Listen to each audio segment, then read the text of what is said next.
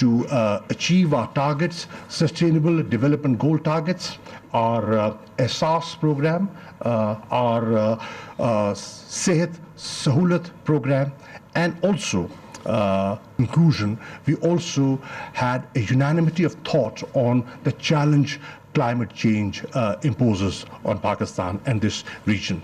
It was an excellent meeting, sir. Thank you for being here. Thank you very much. Honorable Minister, ladies and gentlemen, it is a pleasure to be back in Pakistan, a country deeply committed to multilateralism and to the United Nations. This is my first visit as Secretary General of the United Nations, but as High Commissioner for Refugees, I had the opportunity, I was fortunate to be able to visit this country several times.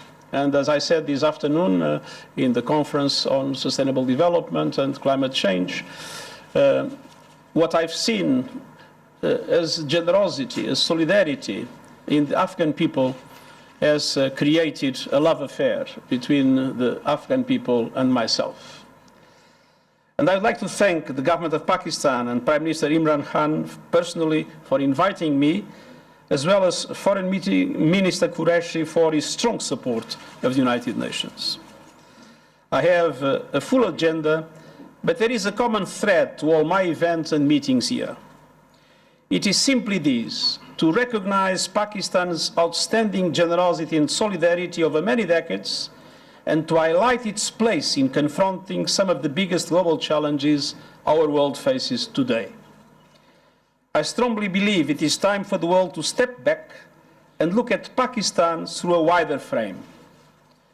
One of the main purposes of my visit is to spotlight the real Pakistan with all its possibilities and potential.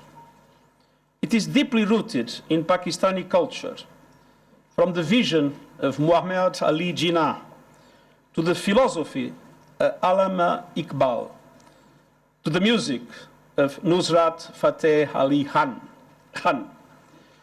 From the courageous example of Malala Yousafzai to the giving spirit of Abdur Sattar Edhi to the visual artistry and advocacy of Sharmeen Obaid Shinoy.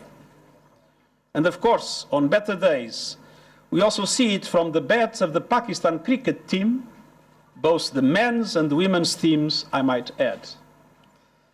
Here in Pakistan, we see solidarity in action. Pakistan is today the world's second largest source of refugees, and for decades, it was the first.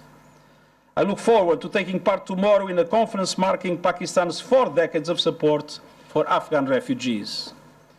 For 40 years, despite Pakistan's own challenges, Pakistan has sheltered and protected Afghan refugees with limited support from the international community.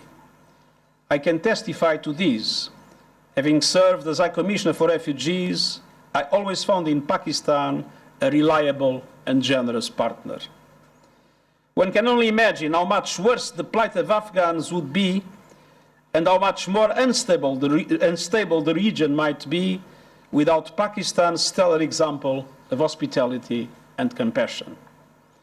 The United Nations will continue to support Pakistan, and I call on other countries to support Pakistan and indeed show similar leadership in sharing this responsibility in this region and around the world.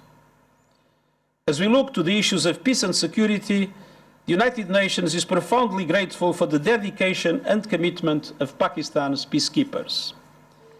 Pakistan has consistently been one of the world's top contributors to UN peacekeeping, with more than 4,000 men and increasingly women serving today in 9 missions around the globe. I also appreciate the government's strong support for the Action for Peacekeeping initiative and its commitment to continue to improve the effectiveness of our operations. Foreign Minister Qureshi and I discussed regional security in South Asia. With respect to Jammu and Kashmir, I'm grateful for the work of the United Nations Military Observer Group in India and Pakistan. UMOGIP will continue to monitor the ceasefire at the line of control in accordance to its mandate. And today I was happy I could inaugurate the new premises of their headquarters. And I'm deeply concerned about the increase in tensions that we have witnessed last year. I have repeatedly stressed the importance of exercising maximum restraint and taking steps to de-escalate, both militarily and verbally, while reiterating my offer to exercise my good offices should both sides ask. Diplomacy and dialogue remain the only tools that guarantee peace and stability, with solutions in accordance with the Charter of the United Nations and the resolutions of the Security Council. Simultaneously, when we see situations of discontent and unrest, it is of utmost importance to ensure full respect for human rights and fundamental freedoms. Turning now to Afghanistan, I'm following closely the important efforts to bring peace to the country. Achieving a comprehensive settlement to the conflict is essential for saving lives and advancing sustainable development. It is my hope that discussions will be productive in leading to a reduction in violence, especially violence that harms civilians. And reducing violence is critical to build confidence and support for a peace process that leads to a lasting political settlement and a permanent ceasefire.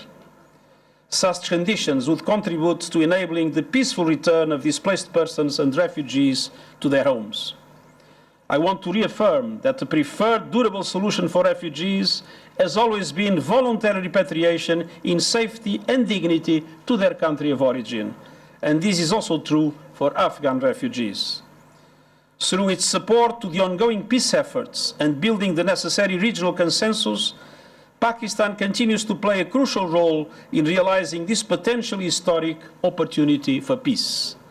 And the United Nations remains committed to supporting an inclusive and Afghan-led peace process that upholds the human rights of all citizens and leads to a sustainable peace in Afghanistan.